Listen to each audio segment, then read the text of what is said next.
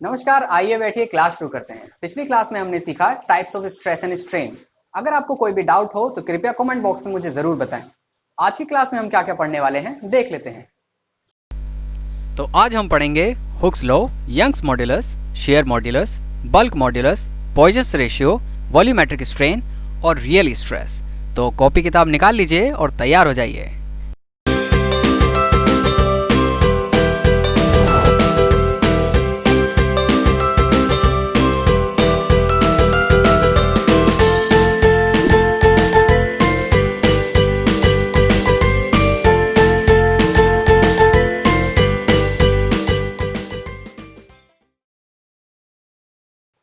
तो हमने जाना स्ट्रेस क्या होता है, स्ट्रेन क्या होता है। अब जब इन दोनों को देखा गया तो इन दोनों में एक रिलेशन पता चला। कैसा रिलेशन कि जैसे जैसे स्ट्रेस बढ़ता है वैसे वैसे स्ट्रेन बढ़ता है, और जैसे जैसे स्ट्रेस घटता है वैसे वैसे स्ट्रेन घटता है। इस रिलेशनशिप को हम क्या कहते हैं? इसको हम कहते हैं डायरेक्टली प्रोपोर्शनल, यानी समानुपाती। अब ये वाला सिद्धांत सबसे पहले जाना था हुक ने, तो इसलिए हम इस सिद्धांत को उनके नाम से जानते हैं, हुक्स लॉ। तो यहाँ पे देखिए, इस एक्सपेरिमेंट में मैंने क्या किया है, एक प्लास्टिक की स्ट्रिप ली है और उसे मैंने बांध दिया है, और यहाँ पर एक वेट लगा हुआ है और नीचे जाते हुए वो बाल्टी में जा रहा है। बाल्टी में अगर मैं पानी भरूँगा तो ये इस पेन को खींचेगा और पेन के साथ साथ ये हमारी प्लास्टिक की स्ट्रिप खींचेगी। तो मैं यहाँ पर ये शो करना चाह रहा हूँ कि जब मैं स्ट्रेस बढ़ाऊँगा, यानी कि यहाँ पर वेट बढ़ाऊँगा, तो इस प्लास्टिक में, हमारी इस बॉडी में क्या होगा, वेट बढ़ेगा और इसकी वजह से ये स्ट्रेच होगा, ये लंबा खिंच जाएगा। तो हम हुक्स लॉ देख रहे हैं, जितना वेट बढ़ाते हैं उतना ही ज़्यादा हमारा स्ट्रेन आता है। तो देखिए,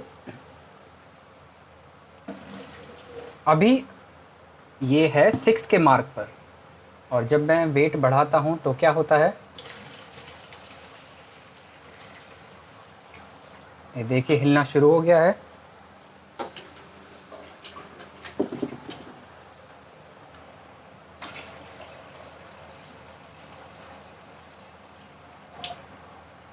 ये देखो आगे बढ़ता जा रहा है धीरे धीरे पेन।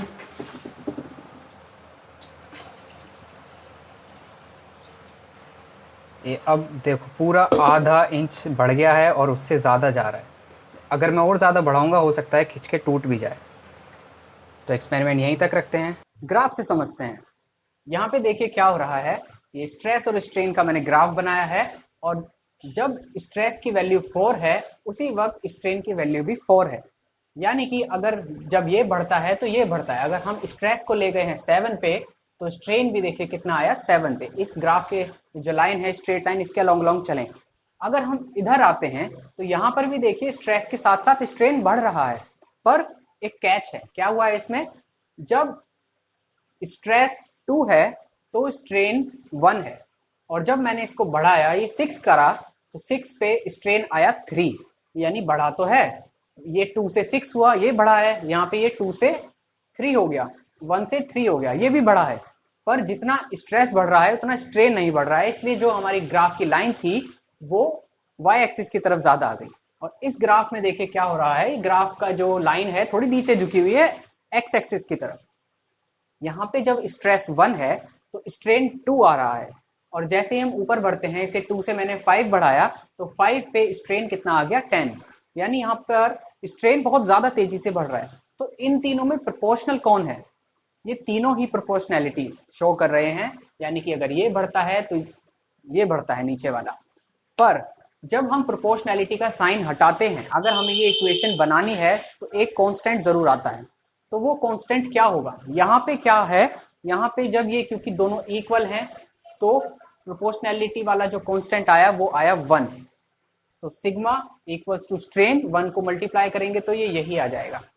इसमें क्या हुआ है, जब स्ट्रेस 2 है तो स्ट्रेन कितना आ गया है, 1, यानी कि स्ट्रेन कम आ रहा है। तो आपको यहाँ पर 2 लगाना पड़ेगा, तब इक्वेशन ये सेटिस्फाई करेगी। और यहाँ पर क्या हुआ है, यहाँ पर 2 इधर आ जाएगा। तो यहाँ पर कांस्टेंट 2 है इधर, यहाँ पर कांस्टेंट नहीं है, यहाँ पर ये कांस्टेंट आया है, इसे आप इधर ले आइए, ये आ जाएगा हाफ। तो यहाँ पर हाफ है, यहाँ पर 2 है और यहाँ पर 1 है। पर अगर हम असली अपने स्टील की बात करें तो वहां पर, या किसी भी और मेटल की बात करें तो वहां पर क्या कांस्टेंट आता है, ये वाला प्रोपोर्शनैलिटी वाला। तो उसे हम नाम देते हैं इलास्टिक मॉडुलस, या फिर यंग्स मॉडुलस ऑफ इलास्टिसिटी, हम इसे इस नाम से जानते हैं। तो हमारी इक्वेशन बन जाती है sigma equals to Young's modulus into strain. Young's modulus of elasticity का फॉर्मूला होता है स्ट्रेस अपॉन स्ट्रेन। पर ये बताता क्या है, हमने कांस्टेंट तो इसे लगा दिया। इसका फिजिकल सिग्निफिकेंस ये है कि अगर आपको एक स्ट्रेन पैदा करना है किसी बॉडी में तो आपको कितना स्ट्रेस लगाना पड़ेगा, वो कौन बताएगा? वो बताता है यंग्स मॉडुलस ऑफ इलास्टिसिटी। इसे शॉर्ट में हम क्या बोल देते हैं? इलास्टिक मॉडुलस भी बोल देते हैं। तो अगर किसी का E यानी यंग्स मॉडुलस बड़ा होगा, ज्यादा वैल्यू होगी, तो इसका क्या मतलब है कि उस बॉडी में या उस मटेरियल में अगर आपको स्ट्रेन पैदा करना है तो आपको ज्यादा स्ट्रेस लगाना पड़ेगा। अगर किसी का E कम आता है तो यानी उस बॉडी को खींचने के लिए, स्ट्रेन पैदा करने के लिए आपको कम स्ट्रेस लगाना पड़ेगा। ये इसका फिजिकल सिग्निफिकेंस है। इसी तरह जैसे ये यंग्स मॉडुलस है, ऐसे ही हमारे पास दो और कांस्टेंट हैं, वो है शेयर मॉडुलस और बल्क मॉडुलस। शेयर मॉडुलस क्या बताता है? जैसा ये लीनियर स्ट्रेस और स्ट्रेन के बारे में बताता है, ये सेम वही चीज शेयर स्ट्रेस और शेयर स्ट्रेन के बारे में बताता है। यहाँ पर हमने कौन से स्ट्रेस और स्ट्रेन लिए थे? डायरेक्ट स्ट्रेस, जो कैसे लग रहे थे? सरफेस के परपेंडिकुलर लग रहे थे। यहाँ पर क्या है? यहाँ पर वो स्ट्रेस और स्ट्रेन लेने हैं जो कैसे लग रहे हैं? सरफेस के साथ साथ लग रहे हैं। सेम वही चीज है, shear stress upon shear strain, formula हो जाएगा टाउ अपॉन फाई। और बल्क मॉडुलस क्या बताता है? बल्क मॉडुलस बताता है कि अगर आप एक तरफ फोर्स लगाते हैं तो बाकी तरफ कितना चेंज आता है, यानी कि direct stress upon volumetric strain. अब ये वॉल्यूमेट्रिक स्ट्रेन क्या चीज आ गई, इसे हम समझते हैं। वॉल्यूमेट्रिक स्ट्रेन होता है change in volume upon original volume. जैसा कि हमने स्ट्रेन में पढ़ा था change in length upon original length, तो ऐसा ही वॉल्यूमेट्रिक स्ट्रेन होगा तो change in volume upon original volume हो जाएगा। अब देखिए किसी बॉडी के साथ क्या होता है, अगर आप एक डायरेक्शन में उसे खींचते हैं, एक दिशा में हमने उसे खींचा तो वो लंबी हो गई, ये हमने सीखा था। पर अगर वो बढ़ी हुई है, ये एल थी, ये एल डैश हो गई और एल डैश एल से बड़ी है, तो क्या मैटर ज्यादा हो गया? ये लंबी कैसे हो गई? उसमें एक्स्ट्रा आयंस आ गए, मॉलिक्यूल्स आ गए, क्या हुआ? ऐसा नहीं हो सकता। मैटर हम नहीं क्रिएट कर सकते, तो इसलिए क्या हुआ होगा? दूसरे डायरेक्शन से वो पिचक गई होगी, तभी यहाँ पे ज्यादा हमारे क्या हो गया? लेंथ ज्यादा आ गई। दो चीजें हो सकती हैं जब आप किसी को पीटते हो या खींच के बड़ा करते हो, या तो एटम्स जो हैं वो रीएडजस्ट हो जाते हैं, हाईली कॉम्पैक्ट हो जाते हैं या लूज हो जाते हैं, जिससे उसकी डेंसिटी बदल जाती है। या फिर क्या होता है, डेंसिटी सेम रहती है और दूसरे डायरेक्शन से एटम्स खिसक कर उस डायरेक्शन में आ जाते हैं जिस तरफ आप फोर्स लगा रहे हैं। जैसा कि इसमें हुआ। इसमें क्या हुआ, जब आपने इस दिशा में खींचा तो यहां से तो ये फैल के बड़ा हो गया, क्यों? क्योंकि आपने फोर्स लगाई थी, पर दूसरे डायरेक्शन से पिचक गया, तो जो एच डैश होगा वो एच से छोटा होगा। कुछ मटेरियल्स ऐसे होते हैं जब हम उन्हें दबाते हैं तो वो दूसरे डायरेक्शन से नहीं फैलते या पिचकते। जैसे कि लकड़ी, उसमें अगर आप हथौड़ा मारोगे तो वो वहां से तो पिचक जाएगा जहां से हथौड़ा मारा है, पर दूसरे डायरेक्शन से नहीं फैलेगा। ऐसा क्यों हुआ? क्योंकि लकड़ी के जो एटम्स थे उन्होंने रीएडजस्ट कर लिया और अपनी डेंसिटी बढ़ा ली। अगर हम एक डायग्राम में मैं समझाऊं, ये एटम्स थे, आपने इस तरफ से अगर फोर्स लगाई है तो यहां पर हो सकता है कि वो हाईली कॉम्पैक्ट हो गई और दूसरे डायरेक्शन से जितना डिस्टेंस यहां पर था उतना ही डिस्टेंस यहां पर रहे और वो फैले नहीं। ऐसा हो सकता है। मेटल्स में हम देखते हैं कि ये वाला डेंसिटी चेंज कम होता है, ना के बराबर होता है। मोर प्रिवेलेंट क्या होता है कि जो एटम्स है वो पोजीशन चेंज कर लेते हैं, यानी कि यहां से तो बढ़ गए हैं पर दूसरी तरफ से वो पिचक गए हैं। मेटल्स में ये चीज प्रिवेलेंट होती है। तो हम इसी को आगे पढ़ेंगे क्या होता है। इसलिए साइंटिस्ट ने एक टर्म बनाई पॉइजन्स रेशियो, ये देखने के लिए अगर एक डायरेक्शन में हम फोर्स लगाते हैं तो दूसरे डायरेक्शन में कितना स्ट्रेन आता है। तो उसका फॉर्मूला था Poisson ratio equals to lateral strain upon longitudinal strain. Poisson ratio को हम डिनोट करते हैं ग्रीक लेटर म्यू से, और लेटरल स्ट्रेन और लॉन्गिट्यूडनल स्ट्रेन समझ लेते हैं। जिस डायरेक्शन में हम फोर्स लगा रहे हैं उस डायरेक्शन को हम बोलते हैं लॉन्गिट्यूडनल। लॉन्गिट्यूडनल उसे बोला जाता है। इस डायरेक्शन के परपेंडिकुलर जो भी डायरेक्शन है, जैसे कि ये क्यूबॉइड आपको दिख रहा होगा, तो एक डायरेक्शन ये और एक डायरेक्शन इस तरफ जो इस बोर्ड से पार हो रहा है, तो ये दोनों डायरेक्शन को आप लेटरल कह सकते हैं या ट्रांसवर्स कह सकते हैं। तो लेटरल डायरेक्शन यानी कि दूसरे डायरेक्शन में कितना स्ट्रेन आया अपॉन हमारे डायरेक्शन में जिसमें फोर्स लगाई थी उसमें कितना स्ट्रेन आया, इन दोनों के रेशियो को कहा जाता है म्यू। म्यू वेरी करता है 0 से 0.5 के बीच में।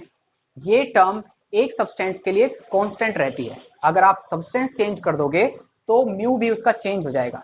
जैसे आयरन का म्यू अलग होगा, एल्यूमिनियम का म्यू अलग होगा। तो ये टर्म हमें क्वेश्चन में गिवन होती है। अब देखते हैं स्ट्रेन हर एक डायरेक्शन में क्या क्या होता है। हमने अभी जाना हुक्स लॉ में strain equals to stress upon Young's modulus, या हमने क्या पढ़ा था, stress is equals to Young's modulus into strain, हमने ये पढ़ा था, क्योंकि हमने जब प्रोपोर्शनैलिटी का साइन हटाया था, इक्वल टू लगाया था, तो यंग्स मॉडुलस उसमें आ गया था, तो हमने इसको इधर ले गए और ये वाला फॉर्मूला बन गया। तो ये फॉर्मूला एक डायरेक्शन के लिए था, यानी कि in strain in X direction equals to stress in X direction upon Young's modulus. Young's modulus हर डायरेक्शन में सेम रहेगा, ये हमारा अजम्पशन माना जाता है। तो ऐसे ही y डायरेक्शन में अगर मैं इस तरफ फोर्स लगा रहा हूं तो x डायरेक्शन में क्या चेंज आएगा, ये हमने सीखा सिग्मा x अपॉन ई से।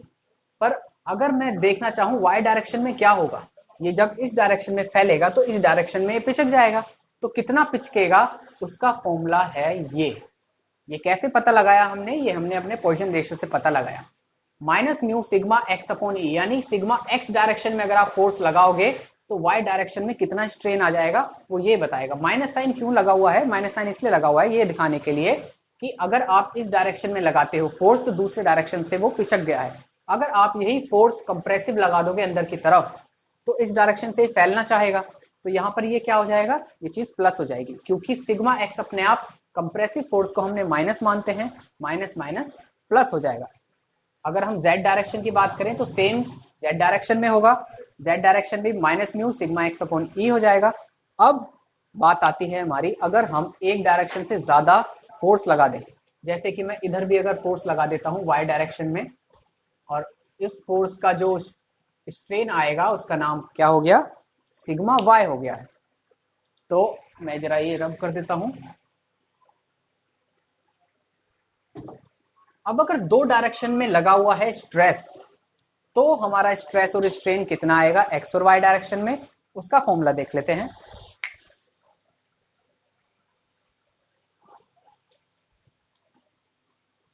सिग्मा एक्स क्या होना चाहिए, इस फोर्स की वजह से हमने सीखा था स्ट्रेन कितना होना चाहिए एक्स डायरेक्शन में, हमने सीखा था ये। अगर इस वाले फोर्स की वजह से हम देखें इस वाले डायरेक्शन में कितना स्ट्रेन आएगा तो क्या होगा, क्योंकि ये कंप्रेसिव है तो ये फैलेगा, तो हम इसे प्लस लगा सकते हैं क्योंकि ये फैलेगा, और म्यू सिग्मा y अपॉन ई। आप एक काम भी कर सकते हैं, ये माइनस को माइनस ही रहने दीजिए, जब आप सिग्मा y की वैल्यू डालोगे तो वो माइनस करके डालना, क्यों, क्योंकि ये डायरेक्शन कंप्रेसिव है और कंप्रेसिव डायरेक्शन को हम माइनस लेके चलते हैं, टेंसाइल को हम प्लस लेके चलते हैं, तो इसलिए मैं इसे माइनस ही रहने देता हूं ताकि फॉर्मूले की सार्थकता बनी रहे। ऐसे ही अगर मैं कहूं सिग्मा y में क्या होगा, तो सिग्मा y में सबसे पहले y डायरेक्शन की वजह से आएगा, वो कितना होगा ये, और फिर minus mu sigma x upon E. ऐसे ही अगर z डायरेक्शन में देखें तो क्या होगा, क्योंकि z डायरेक्शन में कोई फोर्स नहीं लगी हुई तो सिग्मा z जीरो हो गया और ये टर्म जीरो हो जाएगी अपने आप, तो सिर्फ यही दो चीजें आएंगी, तो उसके लिए हम mu sigma x upon E minus mu sigma y upon E, तो ये आ जाएगा। अगर आप इधर भी फोर्स लगा दें z डायरेक्शन में, ये मैं ऐसे लगा देता हूं, तो क्या होगा, यहां पर चेंज आ जाएगा minus mu sigma z upon E minus mu sigma z upon E, और यहां पर एक प्लस में आ जाएगा, इसे मैं पहले लिख देता हूं sigma z upon E minus mu sigma x upon E minus mu sigma y upon E. तो ये फॉर्मूले हमारे बन गए हैं strain in X Y and Z direction. अब बात घूम के फिर से आ जाती है कि अभी तक तो वॉल्यूमेट्रिक स्ट्रेन पढ़ा ही नहीं है, तो पढ़ लिया, तो वॉल्यूमेट्रिक स्ट्रेन क्या होता है। वॉल्यूमेट्रिक स्ट्रेन जानने के लिए हम उसके फॉर्मूले में आगे बढ़ते हैं। फॉर्मूला कहता है change in volume upon original volume. Change in volume होता है final volume minus initial volume. तो फाइनल वॉल्यूम हम देखेंगे, अगर हमने इस पे स्ट्रेस लगाया है तो कुछ ना कुछ लेंथ ब्रेथ और हाइट में चेंज आया होगा, उस चेंज को हमने डिनोट कर दिया है delta L delta B delta H से। उसका अगर हम वॉल्यूम निकालें चेंज होने के बाद तो क्या होगा, जो चेंज हुई लेंथ है मल्टीप्लाई बाय चेंज हुई ब्रेथ मल्टीप्लाई बाय चेंज हुई हाइट। इसमें से एल हम कॉमन निकाल लेंगे, एल बाहर आया 1 plus delta L upon L, ऐसे ही बी बाहर निकाला, ऐसे ही एच बाहर निकाला। एल बी एच को जब हमने मल्टीप्लाई करा तो वो बन जाएगा वी, जो कि ओरिजिनल वॉल्यूम था। बाकी हमने ऐसे ही लिखकर रहने दिया। डेल्टा एल अपॉन एल को क्या बन जाता है, strain in X direction, delta B strain in Y direction और H strain in Z direction, ये हमने बना दिया है। उसके बाद ये वाला v हम इधर ले जाएं अगर, तो delta v dash upon v कितना आ जाएगा 1 plus epsilon x 1 plus epsilon y 1 plus epsilon z। इसको हम ध्यान में रखेंगे। अब आते हैं इस वाले फॉर्मूले पे ओरिजिनल वापस। Change in volume upon original volume, change in volume होगा v dash minus V upon V. v dash minus V में से हमने क्या करा, इसको दोनों के नीचे डिनोमिनेटर बना दिया, तो वो बन गया है v dash upon V minus V. और फिर क्या हुआ आगे, जब हमने देखा v डैश अपॉन वी को, ये वाला फॉर्मूला यहां से उतारा, तो ये बन के सामने आया हमारे। आगे चलते हैं। जब हमने इसको मल्टीप्लाई करा आपस में, तो ये खुल के इस तरह आया 1 plus epsilon S epsilon Y epsilon Z, और ये टर्म्स आपस में मल्टीप्लाई हो रही थी। आगे काफी ज्यादा जाएंगी, 3 टर्म्स तक आ जाएंगी, पर क्योंकि जो स्ट्रेन है वो पहले ही ना के बराबर है। आप अगर देखें, स्टील को खींच के देखें, तो वो इतना कम स्ट्रेन उसमें आता है कि आप अपनी आंखों से भी नहीं देख पाओगे। तो अगर आप किसी छोटे वैल्यू को दूसरी छोटी वैल्यू से मल्टीप्लाई करो तो क्या होता है, मैं यहाँ पे करके दिखा देता हूँ। अगर 0.002 है और इसको मैं मल्टीप्लाई करूँ 0.003 से, एक ज्यादा छोटी वैल्यू को दूसरी ज्यादा छोटी वैल्यू से जब मल्टीप्लाई करेंगे तो कितना आएगा 0.00006, यानी कि और ज्यादा छोटा। कितने ज्यादा जीरो आ गए उसमें, तो और ज्यादा छोटा हो जाता है। तो इसलिए हम इन चीजों को क्या करते हैं, नेग्लेक्ट कर देते हैं और सिर्फ इतना हिस्सा लेते हैं। ये -1 ये वाला था, बाकी वही सब है। तो हमने 1 से -1 कैंसिल कर दिया, और जो वॉल्यूमेट्रिक स्ट्रेन आया वो क्या आ गया, वो तीनों डायरेक्शन का, म्यूचुअली परपेंडिकुलर डायरेक्शन का सम आ गया स्ट्रेन का। ऐसे ही अब हम इसका फॉर्मूला आगे बढ़ाते हैं। जो इसका फॉर्मूला था हमने खोल के लिख दिया, सिग्मा एक्स अपॉन ई, ये पूरा है एप्सिलॉन एक्स, ये पूरा है एप्सिलॉन वाई, हमने अभी पढ़ा, और ये है एप्सिलॉन जेड। जब इन तीनों को सॉल्व करा तो ये वाली टर्म एक थी, इन्हें अलग निकाल लिया, और ई सबके नीचे था, डिनोमिनेटर कॉमन रख दिया है। म्यू वाली टर्म दो थी, mu sigma Y, mu sigma Y, mu sigma Z, mu sigma Z. तो इन दो टर्म के साथ इसलिए 2 भी कॉमन में ले लिया, ये टर्म आ गई। जब इसको कॉमन लिया तो हमारा ये आ जाता है फॉर्मूला वॉल्यूमेट्रिक स्ट्रेन का। अब वॉल्यूमेट्रिक स्ट्रेन पढ़ने के बाद दिमाग में एक सवाल आता है कि अगर एरिया चेंज हो ही रहा है तो फिर इस वाले हम फॉर्मूले पे कैसे यकीन कर सकते हैं। जितना हम पढ़ते जाते हैं उतने सवाल आते हैं, और ये अच्छा भी है, इसका मतलब हम चीजों को जान रहे हैं। तो देखिए, इसमें दो चीजें हो जाती हैं, एक इंजीनियरिंग स्ट्रेस और एक रियल स्ट्रेस। इंजीनियरिंग स्ट्रेस वो स्ट्रेस है जो हम अपनी कैलकुलेशन में लेते हैं, जो मान के चलते हैं, और रियल स्ट्रेस वो है जो असली दुनिया में हो रहा है, जो स्ट्रेस असली में वास्तविक में आ रहा है। तो दोनों में फर्क क्या है। जब फोर्स लगती है तो ये एरिया पहले ए है, और ये ए डैश हो जाएगा खींचने के बाद, तो ये वाला एरिया कम होगा पहले वाले एरिया से। ऐसा क्यों, क्योंकि जब ये खिंच रहा है तो बाकी डायमेंशन पतले हो गए, तभी तो ये इतना आगे बढ़ गया। वॉल्यूम तो चेंज नहीं होगा, जितना वॉल्यूम ये होगा इतना वॉल्यूम ये होगा। तो अगर एल बड़ा है तो यानी बाकी डायमेंशंस कम हुए होंगे, तो ये वाला ए डैश हमारा छोटा होगा ओरिजिनल एरिया से। तो अगर हम इस वाले फॉर्मूले की बात करें तो हम लेके चलते हैं फोर्स अपॉन एरिया। ओरिजिनल में, रियल में क्या हो रहा होगा, फोर्स अपॉन फाइनल एरिया जो बाद में आया होगा। तो इसलिए अगर हम टेंशन लगाते हैं, अगर हम इसे खींच रहे हैं, तो एरिया कैसा हो जाएगा, कम। जब एरिया कम होगा तो स्ट्रेस हमारा बढ़ जाएगा। तो इसलिए टेंशन में रियल स्ट्रेस हमारे इंजीनियरिंग स्ट्रेस से ज्यादा होता है, यानी कि बॉडी पर ज्यादा दबाव लग रहा होता है जितना हम सोचते हैं। ऐसा ही अगर कंप्रेशन में देखा जाए तो रियल स्ट्रेस कम निकलता है इंजीनियरिंग स्ट्रेस से, क्योंकि अगर हम इसे दबाएंगे तो ये एरिया बढ़ जाएगा। तो जितना हम सोच रहे थे उस पर तनाव आ रहा होगा, दबाव आ रहा होगा, उससे ज्यादा, उससे कम आ रहा होता है असली में। आज की क्लास यहीं तक रखते हैं। अगर आपको पढ़ाई से रिलेटेड कोई सवाल हो या वीडियो से रिलेटेड कोई सवाल हो तो मुझे कमेंट बॉक्स में जरूर बताएं। तब तक के लिए पढ़ते रहिए। अब हम मिलेंगे अगली वीडियो में। धन्यवाद।